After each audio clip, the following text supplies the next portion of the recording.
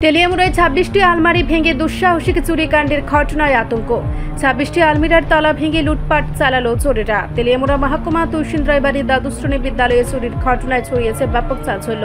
জানা যায়, স্কুলের প্রায় সবকটি গোদরেজের তালা ভাঙা অবস্থায় দেখে চুরির ঘটনা অনুমান করতে পেরেছেন কর্তৃপক্ষ। সংবাদ সংগ্রহ পর্যন্ত বিদ্যালয়ের প্রধান শিক্ষক কিংবা পুলিশ প্রশাসনের কেউই ঘটনাস্থলে গিয়ে পৌঁছায়নি।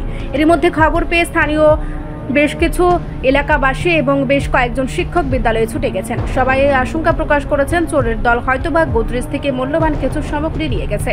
সাথে সাথে স্কুলে থাকা ২ থেকে ৩ হাজার নগদ টাকা, যেগুলো ভর্তির সময় সংগ্রহ করা হয়, এগুলিও নিয়ে গেছে। আবার একটা মহল থেকে সন্দেহ প্রকাশ করা হচ্ছে কম্পিউটার থেকে হার্ড ডিস্ক জাতীয় কোনো জিনিস চুরি হয়েছে এবং এই বিষয়টা নিয়ে ব্যাপক গুঞ্জন চলছে। এখন দেখার বিষয়, গোটা ঘটনার পরিপ্রেক্ষিতে পুলিশ তদন্ত করে চোর চক্রকে ধরতে পারে কিনা।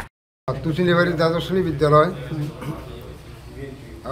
এখন খবর পেয়ে আসলাম, এসে দেখি সমস্ত ২৬টা গোদরেজ, একটা গোদরেজ নাই, সব গোদরেজগুলো ভেঙে ফেলেছে। এখন কি নিয়েছে না নিয়েছে, আমরা সবাই টিচাররা আসুক, আসলে দেখা যাক। বিদ্যালয়ে কি কম্পিউটার ল্যাপটপ এটি ঠিক আছে? মোটামুটি দেখা যায় আছে, তবে ভিতরে কিছু পার্টস বোধহয় নিয়ে গেছে, দামি পার্টস সম্ভবত কম্পিউটারের। আর কি কিছু দিতে পারে? এখন তো ক্যাশ টাকাটা করতে, হ্যাঁ ক্যাশ টাকা আছে কিছু। কিরকম টাকা? ২,০০০ ২,৫০০ টাকা। প্রধান শিক্ষক এসেছে? হ্যাঁ, না এখনো আসে নাই, উনি আসবেন। নাম কেউ না?